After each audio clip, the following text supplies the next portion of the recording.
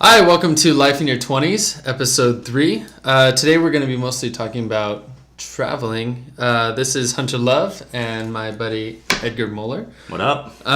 So I guess I'll just go right into it. When you're considering, since you've done more traveling than I have, when you're considering going somewhere, one, how do you know where you want to go? You know, and it's hard to figure out. That's a really tough question. Basically, depending on the time of year that you're able to take your vacation, the type of vacation you want to have, what your budget is, all these factors are going to basically collaborate into finding out where you want to go, what you want to do.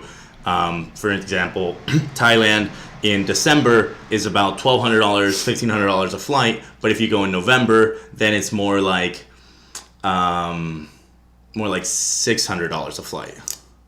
So It's a huge difference in price. So is budget going to be? It's half the price, right? Also, what time of year you're traveling depends. Which I'm assuming that much, even $600, that'll go a long way in Thailand. Well, that's just for the flight. That's just for the flight. Okay. Yeah. But before we dive into traveling, you forgot to mention our sponsor for the day. That's right. Right out the gate. It's going to be Trevor K Photography. So the first thing you're going to notice about this podcast, it is way more professionally done than anything we've recorded on our phones previously. I'm not embarrassed to say it. I'm just going to take another drink. Yeah. And you can find him at trevorkphotography.com, Trevor K Photography on Instagram, Facebook, Snapchat, anything you want. And he does events and portraits and videography, so just hit him up. He's excellent and very talented editor as well. Yeah, so with that, let's dive into where you should go and what you should travel. Yeah. Okay, so let's say, should we pick an example of where to go and then just go based off of that? Or? Sure. Well, one thing I've been planning a trip to Europe.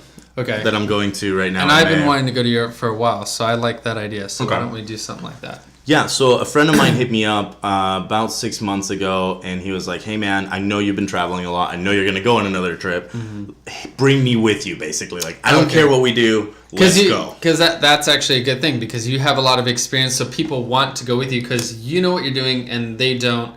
And it's scarier for someone who hasn't had that experience yet. And so it's kind of like a teach me how to travel. Yeah. And if you're going somewhere cool, I totally want to join you. Yeah, and I think Sergio, a funny story about that is Sergio and I traveled to Australia together, Vietnam, Thailand, and Cambodia. And now he's in Europe right now with his girlfriend, being the leader of the group, if you will. So it's like watching the student become the teacher sort of thing. But yeah, I love talking about traveling, obviously. I love talking to people about what my experiences were, what your experience could be. And if anybody's going anywhere, so when I hear people talking about going to Belize or going to Thailand, then I'm like, all right, well, you got to do this, and don't do this. My favorite way of finding out where I want to go is hearing stories of people that went there and they were like, dude, Thailand was incredible. Yeah, exactly. Amazing experiences. Best scuba diving, or I swam with manta rays, or you know what I mean? Things like that it's like... Have you swam with manta rays? I'm still chasing manta rays. I haven't found them yet. Okay. I swam with 3 different types of rays and sharks, but... low-key terrifying. They're massive, yeah. What's his name? The crocodile guy? That was a stingray, yeah, and I've swum with those. It's pretty cool. What's the difference? Manta rays are like dinosaurs, bro. They're this big. Can they still kill you? Everything can Okay, kill then you. That's I can kill you right now. That's totally different. But yes, you can. I will not be killing Hunter. And if he doesn't make it home today, that was not me. No.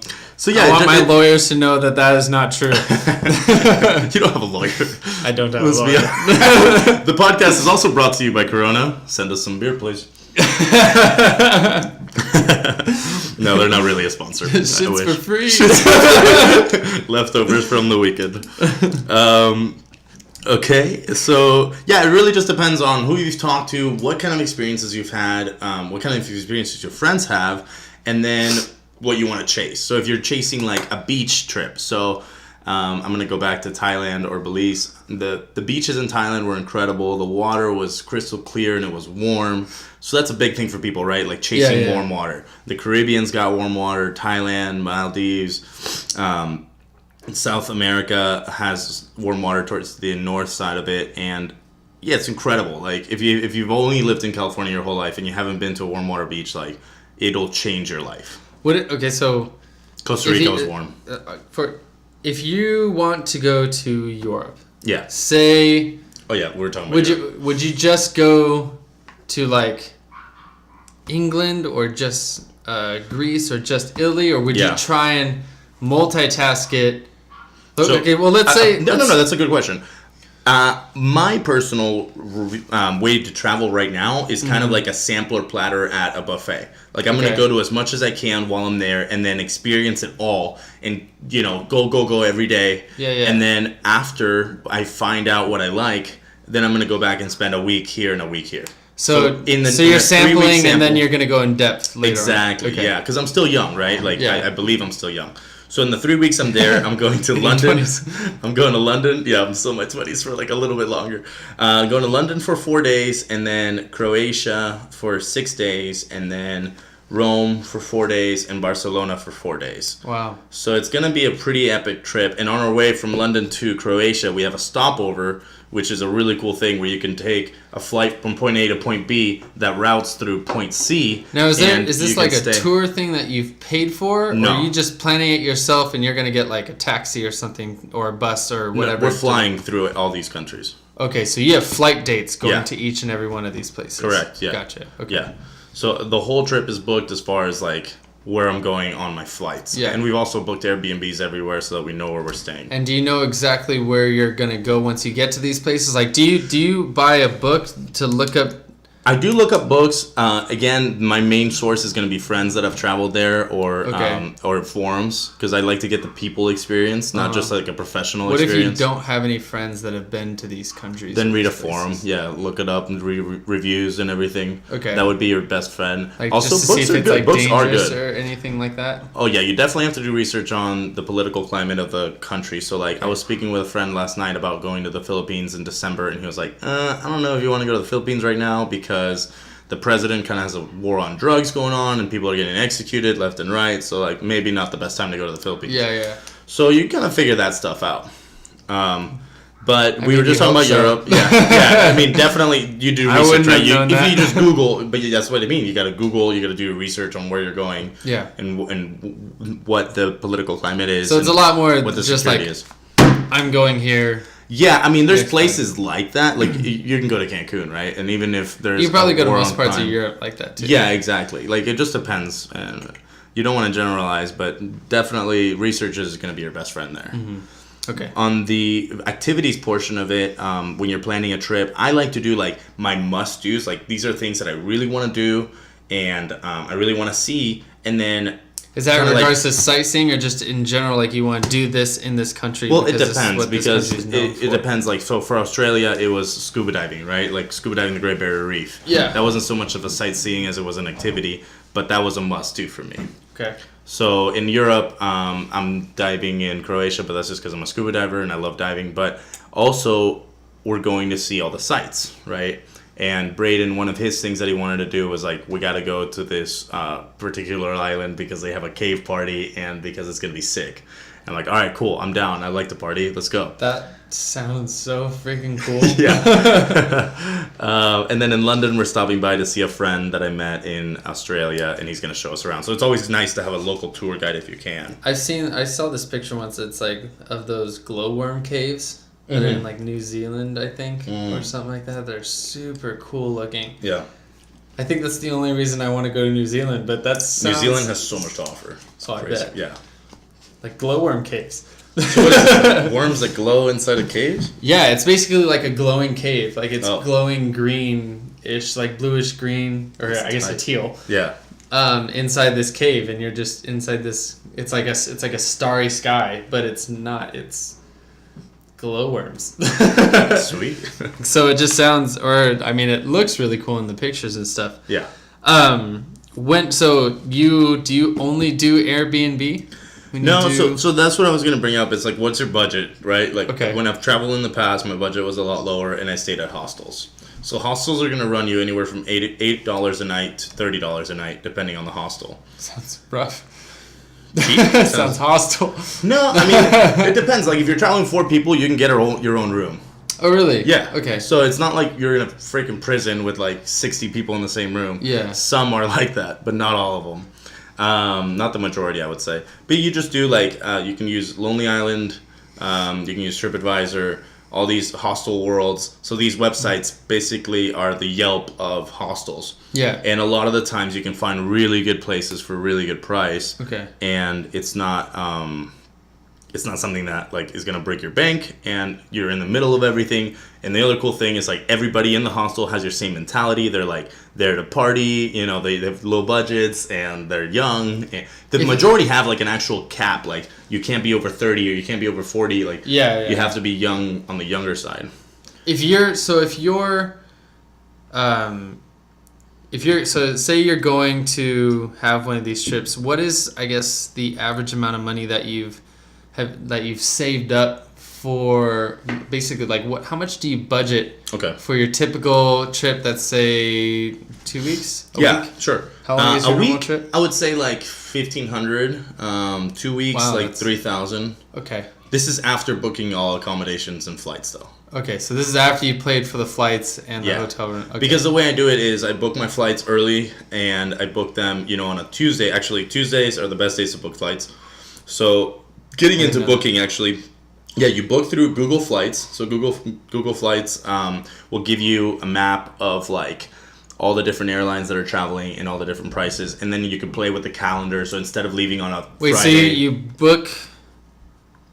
So like the way I do it is, did you say you book your flight on a Tuesday, or you book your flight to take off on a Tuesday? You book your flight on a Tuesday. So on a Tuesday night, you'll be on your computer buying your flight, yes, not flying out on Tuesday. Yes. Okay. I like to fly out on Wednesday or Thursday night, if possible, because then you still get that weekend. Why is Tuesday night the night to like be on your computer booking? I don't know. It's just the cheapest. I booked my flight home from Barcelona for this trip on a Tuesday during the day, and I had been monitoring it for like 4 or 5 days, up and down, seeing the prices vary. And on Tuesday, it was at $107. And where was it before? $380. So flights can fluctuate; they're not a fixed thing. And then if an airline wants to start generating customers to buy, so like it's smart because I buy it, and then like you're coming with me on the trip, then you miss the sale, you're gonna have to buy at the next. You know what I mean? If you want to travel with me on the same flight. Okay. So if one person buys, then the other people are. Like, if they're not paying attention, or if they're busy at the time and they miss the sale, because these things happen like that. Like it's 100 seats they're selling at that price, and that's it. Yeah. You know what I mean? Or it's a travel error, or travel fare error, I think is what they call it. You can follow certain people on Facebook and Twitter that tell about these travel fare errors, and I'll put some links below. But basically, they're like, the computer made a mistake, and you can fly. I think last year there was one that you could fly from New York to Vienna, and then Amsterdam to Thailand, and Thailand home, all for $200.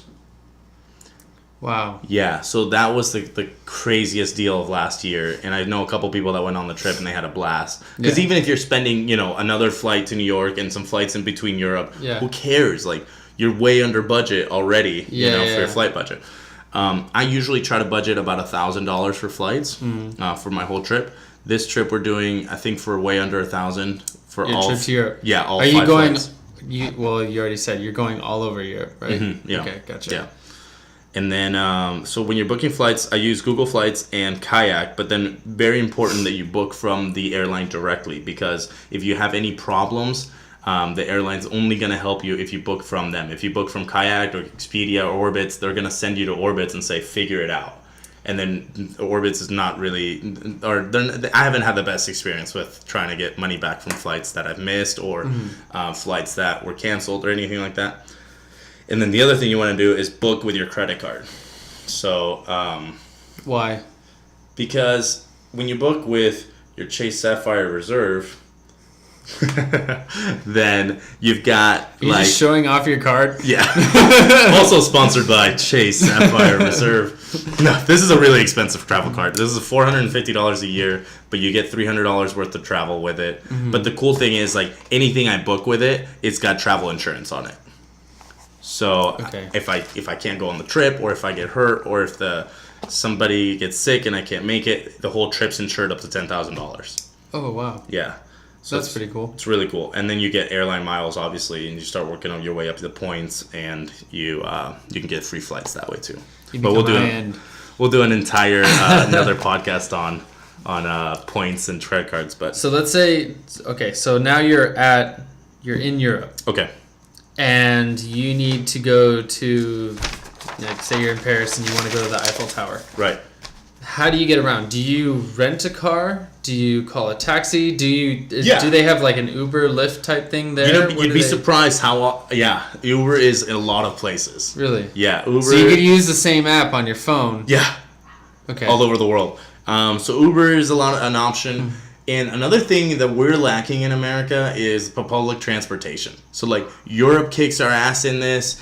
They also have a lot more traffic. Yeah, they do have a lot more traffic. But like most people in London don't even own cars. Like everybody takes a subway. Well, that's because everybody's so crammed that everyone's used to. Not really. People commute from outside of the city and they use the train. So like you got to use what the people use. So like trains, buses, boats. A lot of them haven't even had their driver's license. So they haven't even taken their test just because they're so used to public transportation. Yeah, I have friends in Germany that never got their license because they're just trying to, save money, and then they just take the bus everywhere. That's insane. That blows my mind. Well, everybody else's distances aren't as I guess big it really as ours. helps with the whole alcohol age thing. Like, they can be 14 and start drinking in Germany, I believe. Yeah. And there's not really a drinking and driving problem. Nobody's driving. Maybe that's also why the speed limits are like through the roof. No, but their licenses are like impossible to get. Like, they're super hard to get licenses over there. Really? Yeah. It's not impossible, but it's just like really, really difficult. But traveling while you're there is really essential to, especially if you're using Airbnb. You can contact your host and be like, hey, how far away are you from the airport? Should I take a taxi? Mm-hmm. Is there a bus? Could you pick me up even? Mm-hmm. So like you work those stuff out. And if you know a local, if you know a friend that went there, that's your best bet on how you're going to get around. Yeah. Okay. But the majority of these places are built on tourism. So when I went to Belize, I never even had to think about it. Like there was always taxis, there was always a bus I could take, there was always, you know what I mean? And granted, it's going to be the more expensive route to take a taxi. But for instance, when I went to Belize, I sat next to some random guy who was around my age. He was studying to be a doctor. And I hit it off with him. I tried to extract as much knowledge as I could from him about where to go and what to do. Yeah. And then at the end of it, we were like friends. So he was like, you know what? My family's picking me up. Like, I'll drop you off at the bus station. So I was like, cool, let's do it. Roll the dice. I've known this guy for like 2 hours. And don't rate me, man. Yeah, it turns out the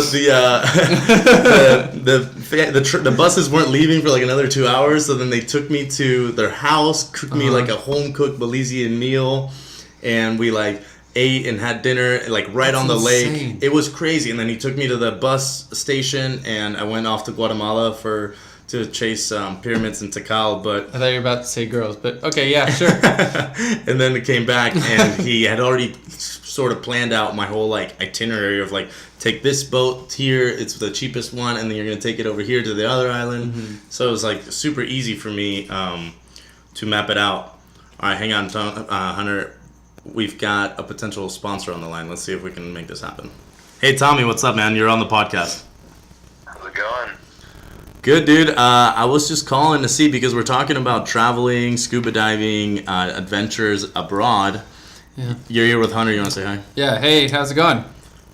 Pretty good. How about yourself? I'm doing very well, thank you. And I know this is super unprofessional to do on the air, but I was just wondering if you'd like to sponsor this podcast, bro. Are we doing an oktomask giveaway? Yeah, let's do an oktomask giveaway. All right, do it. Perfect. All right, we'll talk the details later, man. Alright. I'll call you back. Bye. Sweet. So, for this week's podcast, we will be giving away an oktomask. It's a scuba mask that holds your GoPro on top. In fact, I'll bring one out right now so you guys can see what it's like. I think I've seen that. Yeah, I use it a lot. So, if you've seen any of my scuba videos, a lot of them were shot with the oktomask. Gotcha. Yeah. All right, so we've got the oktomask here that we're going to give away. Basically, it just holds your GoPro right here on top with this giant screw. And then it's mounted on. You can loosen it up, tighten it up, so that way you can kind of angle the camera however you want during your dive. And how it works product review. You just put it on your face, and then you're ready to go scuba diving. Or free diving, or snorkeling, for that matter, actually. Yeah, that's true. And what's kind of cool about the GoPro is it has the beeping, so you can click it on, you hear the beeping, click it off, beeps 3 times, so that way you know the video stopped. Mm-hmm. And it doesn't fog up very much. I love it. I've dove the Great Barrier Reef with it. I've dove Belize with it, and Thailand, and I wouldn't take any other mask with me when I'm traveling. So we're going to give it away to one of our subscribers. So please subscribe to the podcast, and we will be giving away a mask. Yeah. I'll find a way to get in contact with you, or shoot me a message. I'll shoot you a message once the winner is randomly selected. Okay. All right, so getting back to the topic at hand here, we're talking about the trip itself. Yeah. So what kind of activities would you want to do on a trip if you're going to Europe? It's a lot about sightseeing and experiencing what they experience. So if I'm going to Europe... Like the culture. If I'm going to Europe, I want to see castles because I love medieval stuff. Okay. And I also want to eat and drink whatever they're eating and drinking. Yes, that's huge, is eating and drinking the local And if there's something cuisine. big that they all do, or if there's some sort of huge festival or something, I want to go and like have that like Oktoberfest or whatever it is. Yeah. During that time. I feel like that'd be so cool. Sergio just went to King's Day in the Netherlands. Mm-hmm. And basically King's Day is like everything shuts down, everyone wears orange, and it's just a huge party in the streets. Like everything's super crazy crowded. So there's stuff like that to do. Mardi Gras. It's like a Mardi Gras, yeah. But the European That'd be really cool. That would be fun. I've never been to New Orleans. I've never been to any. Let's do it next year. Done. Lock it down. We'll do a podcast from New Orleans. Coming soon, 2018. Just pitch it right there. Yeah, so and the other activities, I mean, food related, sightseeing, bar hopping. Mm-hmm. I think like the nightlife is something to experience too. Yeah. And then obviously, your historical sites, your if that area is particularly known for something in specific, so say like scuba diving or bungee jumping. If like New Zealand has the biggest bungee jump in the world. You did bungee jumping. I forgot about that. Yeah, too. I did bungee jumping in Australia, and I jumped off the roof like Mission Impossible status. It was sweet. I remember that. Reference my Instagram to see those pictures. And then the big debate amongst my friends and amongst travelers is, do you plan everything or do you let the trip come to you and do a spontaneous trip? I'm a planner, personally. Okay. So if I was going to do something, I'd want to plan it. Otherwise, I'd have a whole taken meltdown kind of thing. You're not going to get kidnapped by not trying. I just feel like I'm going to get kidnapped if I go travel. So you need to have every day planned, every hour, Excel sheet, fucking, here's what the sunset is, there's a sunrise. I have friends like that. Like, they have, like, sunrise, 7 a.m., 8 a.m., eat breakfast here, 9 a.m., see this site, 10 a.m., drink a bottle of wine, 1 a.m., like, you know what I mean? No, it's my planning would just be more like maybe the day. Like, I want to go see these 5 things. But we have 7 days. So, okay, 5 of the 7 days, we're going to go see these things. And whatever happens else after that or before that is totally fine. So that's not, I wouldn't even call that planning. I would say the general outline with room for spontaneity. Okay, yeah. Yeah. So that's the middle ground. That's where I kind of live as well, is I have these things I want to do. These are my must-dos. These are like my maybes could do. And then these are like would be nice to do. Yeah. And then everything else that comes to us, or if somebody gives me a recommendation while I'm traveling, I'm going to take that recommendation and put it in my itinerary. Yeah. And then, but the other side of it is I'm not planning anything. And I'm just going to go and let the trip take me. And I did that kind of for Belize. I mean, I knew I wanted to scuba dive the Blue Hole, and I knew I wanted to go to Tikal, Guatemala. Well, actually, I didn't even know about Tikal until the flight. I knew I just wanted to go to Belize, to the islands, and then I got on the flight, and he's like, dude, 4 hours from here, there's Mayan pyramids. Like, you got to go see that. So then I spent 2 days going to see that, and then I came back on a bus. Yeah. You know what I mean? That was all improv. Traveling, and it was really cool. I was traveling by myself. So when you're by yourself, you can take a lot more liberties than when you're with a group. Because the group wants a plan. Right, the group does want to plan. But it depends on who you're traveling with. Because like Jeremy and Sergio know me well enough to be like, all right, well, this guy could at any given moment be gone for a week by himself. And we're just not going to see him. And, it's totally normal. And I'm fine. It's happened several times, and I come back and I'm okay. Like, I let him know what I'm doing, I don't just like peace out on him. But I did have to do that once in Thailand because I got stung by a crown of thorn fish while I was diving. Wow. I went and scraped the side of a cave on accident. It's this massive, like, sea urchin looking thing. It has 1,000 little, like, pointers. And if you touch it, 3 potential stingers is poisonous. I had 30 in my hand. So I was like, my hand could potentially fall off at this point. Like, and luckily I had a flight going home the next day to LA, and I was going to extend it. The whole plan was to extend it. I had already gotten approval from my boss to extend it. So I didn't cancel my flight. I just took the flight home because I was like, I went to the hospital in Thailand, but like, I kind of want an American doctor. You know, like someone who can clearly communicate what's wrong with my hand and what the treatment's going to be. Because they're great doctors, don't get me wrong, but the thing is, like, I just want to know how long it's going to stay swollen for, all that kind of stuff. So you know how, like, you didn't have braces, did you? No. Okay, well. So you're not going to relate to this, but when you get your braces off, you generally get like a permanent bottom retainer and a temporary top retainer. Right. So my permanent bottom retainer fell off when I went to Guatemala. And so the mom was like, oh, it's okay, we can take care of that. And then we went to like this, I paid $5 to this dentist lady, and she like pretty much scraped off all the metal with her machine, like zzz thing, $5. And that was it? $5, that was it. All the cement under my teeth was gone. No, she didn't fix it. She just took the rest of the retainer off. Oh, okay. But it was Did she put it back on? No, she just took it off. All right. And I was just like, $5 you got? I don't think anything dental is $5.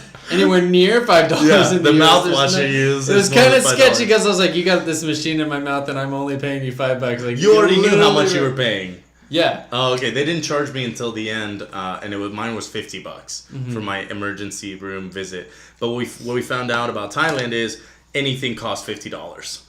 Anything that happens, it's like so. Sergio crashed a scooter, and like it was bad, and then he turned it back in. $50 paid for the scooter. Yeah, 2,000 baht at the time, and then my emergency bill is $50. Like any unexpected travel like thing that happened, it was $50 randomly. Yeah. When I was in like the marketplace in Guatemala, like we had to haggle with a lot of them for a lot of this stuff. Yeah. And my girlfriend, it's a sport to them. My girlfriend at the time was like, look, find what you want, come get us, show us what you want, and then just don't act like you don't want it, and we'll haggle for it because we're Hispanic and you're gonna get ripped off regardless. Right. And I noticed when I went to the Mayan ruins, this guy, like the Hispanic guy, like the guard, he looks in the car and he looks around at everybody and he goes, everybody $2, white guy, Asian guy $6. Wow. Like it was racist. And I was pissed. Racist, it's opportunistic. I mean, it's racist, but at the same time, they kind of explained why, because they said that basically Americans are idiots, and like we were going to visit the Mayan ruins and the volcanoes and stuff, and they said that Americans tend to like try and climb on everything. Oh, and they tend to be more destructive, or they get themselves killed, or whatever it is. Like they're a bigger liability. They're not good tourists. Okay. Terrorists. They're not good tourists. I almost said terrorists. You did say it. You said. Well, I mean, like I said it because, anyways, we're not good terrorists either.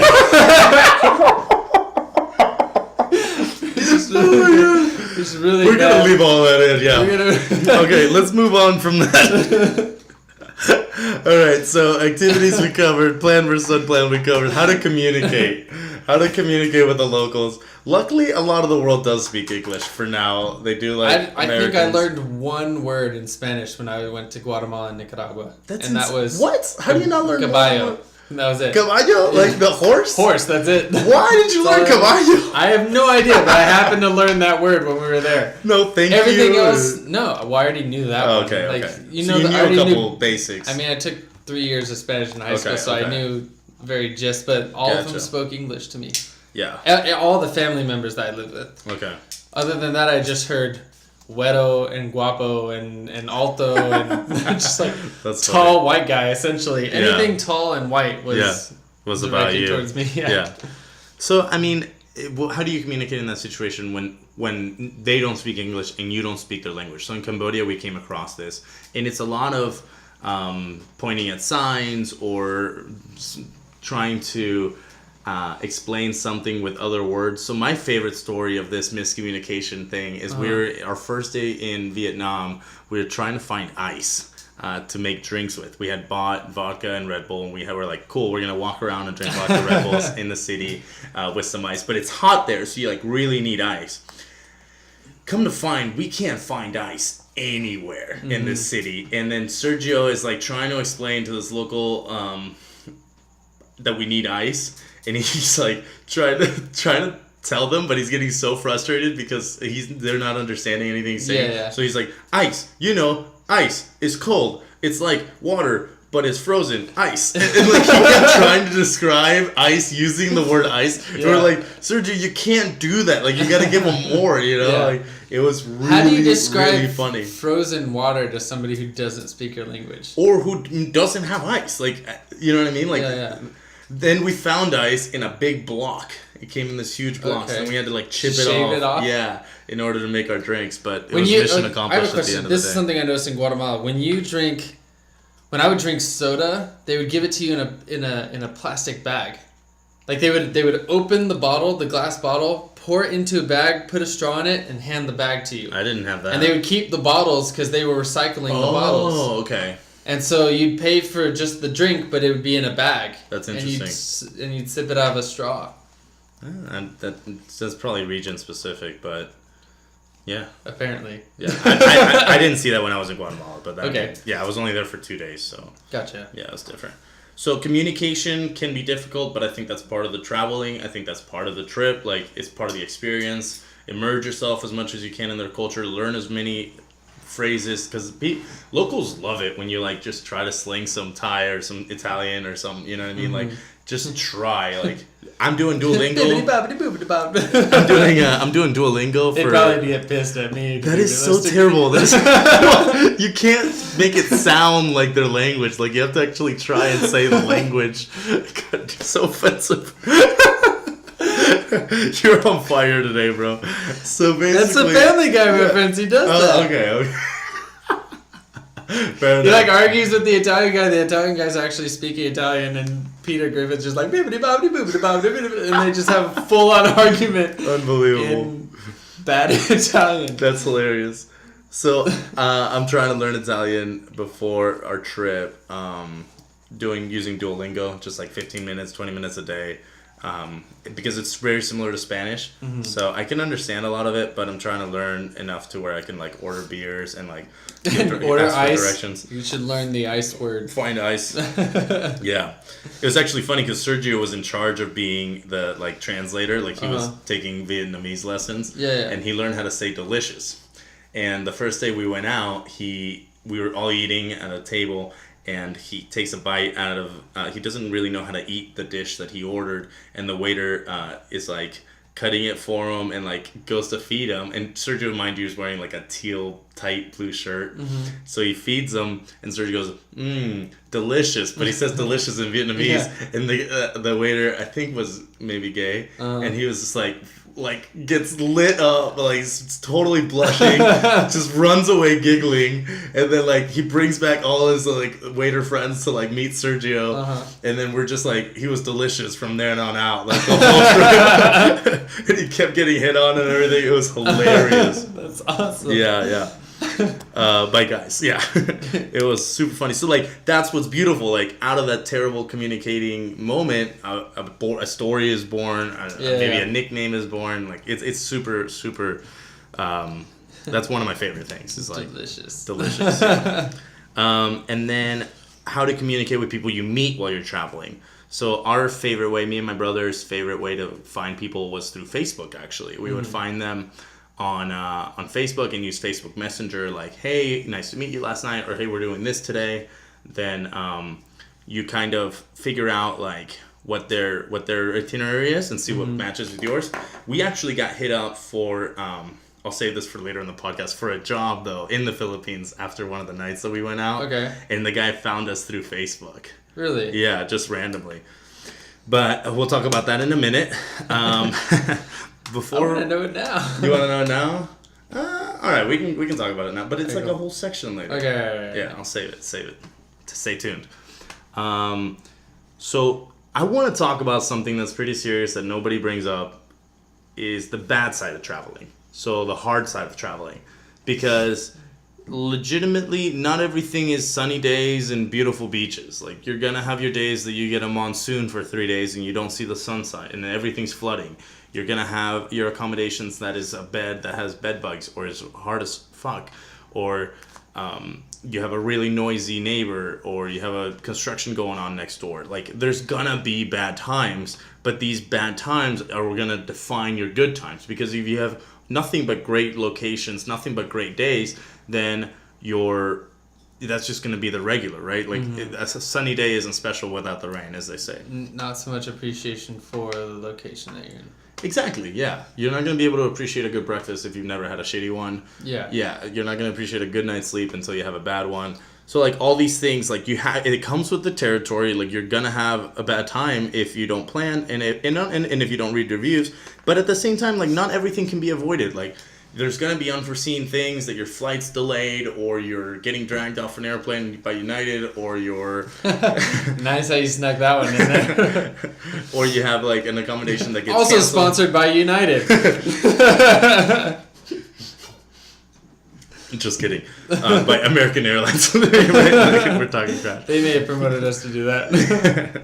No, send us free flights. No, so the bad weather, you just got to roll with it and like think on your feet. So my brother was in Thailand. He was in Koh Tao. The whole city's flooded. He can't get any scuba diving in because when you can't scuba dive after rain because of all the runoff that goes into the ocean, and it's really bad visibility. So he's like, screw it. I'm going to go to the other side of the island where it's sunny. So then they hopped out of there as soon as they could, and they made the best of it, and they still had a great trip. So, like, being able to improvise last minute, don't be married to your plans. Like, those are, the biggest things. And then another thing that I wanted to bring up from a recent friend trip of mine, they went to somewhere. I'm not going to name anything because then it's really obvious who it was. But they had two people that clashed in ideals, right? Mm-hmm. So, like, one person wanted to do nothing, another person wanted to do everything, and they just, like, got into it, sort of. Yeah. I don't know how bad it was because I wasn't there, but essentially, would say one way to avoid that is to know who you're traveling with and know what their goals are and kind of pre-plan. And kind of hash it out ahead of time. Right. But know that can happen. I mean, I got into it with the guys when we were in Thailand all the time because I'm strongly opinionated, and then they kind of ganged up on me because they were all my friends, but they weren't friends with each other, so they like kind of picked on me a little bit. But things to be expected. Not everything's going to be great. Like, you're going to have bad times, and you got to make the most of those bad times. Yeah. And don't let it ruin your day. Don't let it ruin your trip. Like, just move on and have a better day next time or whatever. And a lot of these things can be avoided by asking friends that have been there or learning from others' mistakes, learn from my mistakes. And yeah, that's pretty much it. Cool. So you wanted to tell some stories about traveling. Do you want to get into that now? Is it to do with meeting girls abroad? No, because when I went abroad, I had a relationship. Right. So this is all the same trip. I was there for a month and a half in Guatemala and Nicaragua. Okay. And so the first one is that I noticed was pornography. Like in the U.S.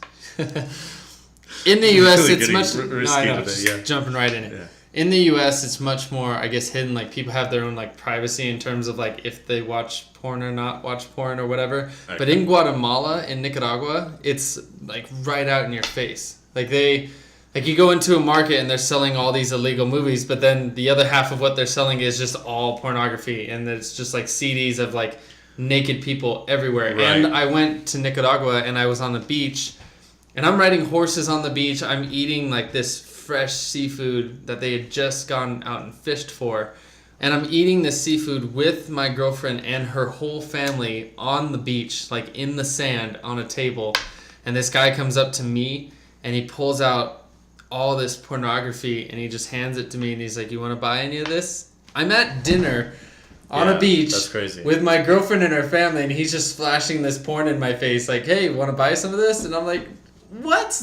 Are you crazy?" That's wild. It was insane. And so that's that story. I've never had that experience, but I have noticed that the rest of the world is less taboo about being naked. Mm-hmm. Or your fetishes or whatever. Like we're as much as open and as progressive as we are as a culture. I think that's still very much like rated R movies. You can only show like 3 boobs or something weird like that. Whereas like you watch the news in France and they have a naked commercial like in between the news. And it's just no big deal. Like that's just how they grow up. And there's naked beaches. So maybe there's something to do with that, and then that leads people to be more comfortable with the pornography thing. But I never experienced it really. I think there are those things and everywhere. If you want to find it, you can find it. But it's not like a friend of mine was telling me like he won't go to Thailand because of the sex problem they have there, the sex trafficking. But it's like it's there, but you don't have to do it, right? Like just because something's on the menu, you don't have to order it. Right, exactly. I agree.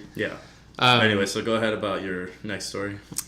So when I was in Nicaragua, basically my girlfriend's mom dropped us off. So my girlfriend had a twin.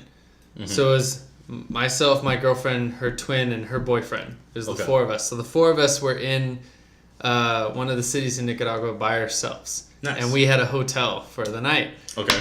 And it came to a point where my girlfriend wanted to take me to the hotel early before the others got there. And there was only one set of keys. So we had the set of keys, and we get to the hotel, and we lock the doors, or the door.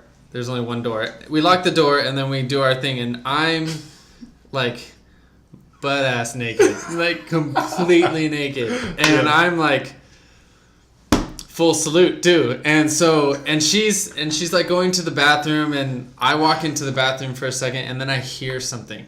Like I heard like it sounded like a door or just something, some sort of snap or crack or something like that. And I was like, "Did you hear that?" And she's like, "No, I didn't hear anything." And so I walk out of the bathroom, and there's her twin right in front of me, going like this, just sneaking, and I screamed like a woman. I screamed so loud, I jumped back into the bathroom, and she's like, "What?" And I just hear laughing on the other side of the wall now. And they snuck through the freaking window. I didn't know that the window was unlocked, and she got me pretty good. That's funny. She got me pretty good. Oh man! And then I already talked about the whole where they charge me more because I'm white and that kind of thing. So that was my other story. Okay, that's pretty much it for that. I saw that. That's why I checked it off. Oh, but also in regards to food and like trying some of the new stuff, every morning when I was there for the month and a half, they had the exact same meal every morning, and it was phenomenal. It was beans and eggs and toast every single morning. It was amazing until about 3 weeks in, when you only have beans, eggs, and toast every single morning. Eventually, I was like begging for Frosted Flakes. Right. Like the breakfast was phenomenal, but having it that many times in a row was it's a lot. Major overkill for me, and I was craving American food. How long were you there for? A month and a half. Oh wow, that's an awesome trip. It was a long trip. Cool. I was there for all Christmas in like 2009, I think. Okay, so you can talk about this. It doesn't have to be an international trip. It could be a trip anywhere that you've encountered. So one thing we've mentioned last podcast, obviously the whole thing was revolving dating, how to meet people. And so I wanted to bring up the topic, how to meet girls abroad or when you're not home. Let's just say when you're not home. So do you want to maybe try to tackle anything here? I've never really tried any sort of dating abroad. Well, it's obviously not going to be dating, but like meeting friends. Even like meeting girls. I mean, you were just wiped up. But every time I've gone any sort of traveling, it's usually been with like a Christian youth group or family or girlfriend. So I've never, So I've never really had that go to the bar opportunity. This is perfect follow up of you being naked with your girlfriend's twin. So that was not the Christian. That wasn't the Christian trip. No. All right, I just want to tie those two together. All right, so I guess I can talk about a little bit with this. You're a dick, by the way. This leads really well into the story I didn't want to tell earlier. You did it to yourself. I didn't do that. You pointed it out. Whatever. Go into your fucking shit. Alright. So, the Philippines story about meeting people abroad and how they found us on Facebook. We did our second night there. We did a pub crawl, just a random like pub crawl night where you go out with a bunch of other people that are not from there, and you get shit faced basically, and you just go to 6 different bars, drinking the whole time, playing drinking games. Yeah. And me and my brother were like recruiting people as we were partying, like, dude, come with us on this pub crawl, like pay this guy $5 or whatever it was, you know. Yeah. And so at the end of it, like, everybody had a blast, and we had like almost doubled the number of pub crawlers because every bar we went to, we just like grabbed people and we grew the whole thing. Pub crawls are a great way to meet girls, by the way. Everybody's having a great time, and you're stuck with each other. And for you the have a whole group night, of people. And you have a group of people. If that's not going well, you go to another group. Mm-hmm. Anyways, great opportunities. These people hit us up on Facebook the next day, and we're like, we've never seen anyone do what you and your brother did. Like, we want you to come work for us on the pub crawl, like while you're in the Philippines. Yeah. So then we started working for them during the day for like a couple hours during lunch when we weren't doing our activities or diving or whatever, and we just like got to go to the pub crawl for free, and we got the drink for free. That's awesome. Yeah, so we did that. So it was the 27th was the first night we went on it, and then we did that a couple more times, and then our last night was the last night pub crawling. It was like 4 nights in a row that we pub crawled. I can't believe like how much we were partying at this trip. I was still young. I think I was like 25 or something, and it was New Year's. We're partying New Year's, and by now we were like, this is like home court advantage, right? This is like my pub crawl. I pretty much handpicked every girl that's on this pub crawl, and like same with my brother, right? We're like partying on stage, popping bottles of champagne, just like getting away with anything we want at this point, because like they love us so much. We're blowing fire in bars, like 151, and just like spitting fire. They're like, these motherfuckers are crazy. It was next level shit, dude. Yeah. Like, I was on their Facebook cover page for like 3 months, like me blowing fire with their t-shirt on. You know, it would have been great if you were just like, on the machine, and then like blow fire or something like that. That would have been fantastic. This was pre-machine. Loved to have seen that video. You have to do that abroad. You should totally do some sort of machine-like story. Yes. That's funny. I'll have to watch it again. Send it to the comedian guy. And see if he says anything about it. Bert the Conqueror. I think that stand-up was really funny. Yeah, best stand-up ever. So the reason we were blowing fire is because we got hired on as bartenders too at one of the bars. So we were just like giving our friends drinks, really, but like charging like half or whatever. And then like midway through, I blew fire. It was one of my favorite nights, and of course I'm on fire. One of your best bartending experiences. It's one of them. And then Costa Rica, I met a girl on the beach, and we went swimming, and she was like so pause it down. I can't do that. I'm sorry, that was so gross. You put it in your mouth, didn't you? I went for it, I was just like, what the fuck is that?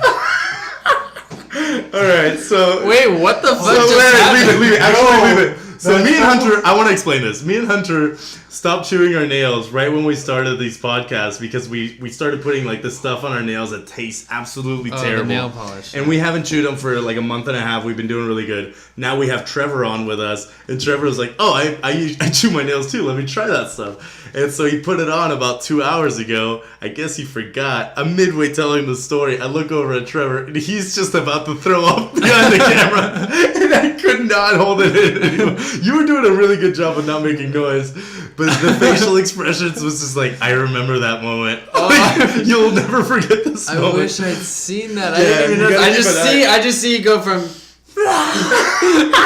Couldn't hold it in. What is going on? Did you fire something? When am I about to be hit by it? I don't know. Yeah, it was pretty funny. Whew, all right, collect it. We're bringing it back. Costa Rica. Girl on a beach. She's really pretty, blonde, really good shape. Everything. She's from Germany, so I'm like trying to spink some German to her. And we end up. I'm like, hey, I just went swimming. Like, it's great. You should come swimming with me. And so we go swimming, but she we had been picking shells, I guess. Like, I had some in my pocket. Yeah. And she didn't realize that she was holding onto the shell still, and she got swept away a little bit by the waves. So then she couldn't swim, use her hands properly because she was holding onto the shells. But I didn't know this. I was just like, oh shit, it looks like she needs help. So I went and saved her and then I swam her almost to the shore. Because her life wasn't worth the shells, apparently. Yeah, she didn't realize. She was like, oh, I was holding on to these shells. I was like, oh, come on. But it was awesome. And actually, like, we stayed friends. That was like a long time ago, 4 years ago maybe. And we stayed friends the whole time she was in Germany. And she's actually out here now. So we're like been hanging out as, just kicking it as friends. As friends? Just as friends. Nothing's happened. Okay. Yeah. Nothing. Literally nothing's happened. Don't make fun of me. Not everyone's as successful with every girl they meet as you. Just curious. But, so yeah, that was another way I met someone just like randomly, and then you happen to be hanging out with them. There's a lot of potential hero moments, if you will, while you're traveling. Apparently, yeah. If you know what you're doing, if not, you're the damsel. I would be the damsel in distress. I also saved somebody while scuba diving, but that was a guy, so that's not as heroic, or that's not as beneficial, I guess. He comes in, he's like, "All right, you can have my girlfriend." That doesn't happen, but yeah, just restaurants if they're during your activities, daily activities. If you will go cliff jumping, or if you go. Do a tour, like that's a great way to meet people abroad. Yeah. And I think it's very important to have friends abroad that don't live where you live. So like you're traveling with your friends, but you want to make sure that you meet other people from different places because, for instance, this my London friend, like I'm gonna go see him and have like a personal tour guide of London, and this guy's awesome. Like I already know I get along with him, and I know he's a great time, and I feel safe if he's showing me around. Yeah, right? yeah. So I think those are very important aspects. Yeah. So now you've embarrassed me about my just friends situation. Do you want to tell your dating updates / stories about the America? Let's save it for the next podcast. Oh really? Okay. Let's save it for the next podcast. All right. So next podcast we'll talk a little bit about Hunter's dating updates. Also, we'll talk about budgeting, your 401k, how much you should be putting in, when to start it. With your finances. Credit cards, how to save. Basically what to do with money after college. And Sounds great to me. Cool. And so please send in your questions. Subscribe to the podcast, to the video, to YouTube. And we will be giving away this awesome scuba diving mask / free diving mask. And GoPro's not included, but you can get a GoPro on your own. Thank you for joining us. Yeah, thank you very much. We would not be doing this if people weren't watching, and I really, really appreciate all the feedback, everybody who's reached out. Like, that's one of my favorite things about doing the podcast is, like, people that I haven't talked to in, like, a month are like, hey, Edgar, I saw the podcast, you should do this, or you should talk about this, or I really like this section or this portion. Or they disagree with the topic, which can get us to rehash it. Yeah, that's also true. That's happened, yeah. We're not right all the time. We're not even right half the time. So please call us out and give us better perspective if you've got a better perspective. We're also, I think, next podcast that we're going to talk about dating, I'd like to bring on a girl and get her input on dating, maybe a single girl. I think that would be crucial. So we'll talk half about maybe dating, one that half we about haven't finances. dated yet. Yeah, 100%. Could be a or plan on dating, really. One that there's no interest, but she has good stories or something like that. I think Bianca would be good about this. We'll talk about this offline. Okay. Anyways, thanks for joining us. Nope. Please subscribe. Not gonna happen. We're not doing Alright, that. sorry, Bianca. She Probably doesn't watch anyways. So again, oktomask.com. Go check it out and subscribe, and we will give you an oktomask, and we'll give you our best advice in life in your 20s / almost your 30s. Starting the life in your beginning 30s. Yeah. In about a year. 30s is in your 20s, man. I'm not worried about it. I'm having a good time. I got a couple more 20s in me. You do. Anything else you want to talk about? No, I think that's it for today. All right. Thanks, guys. Cool. Thank you. Bye.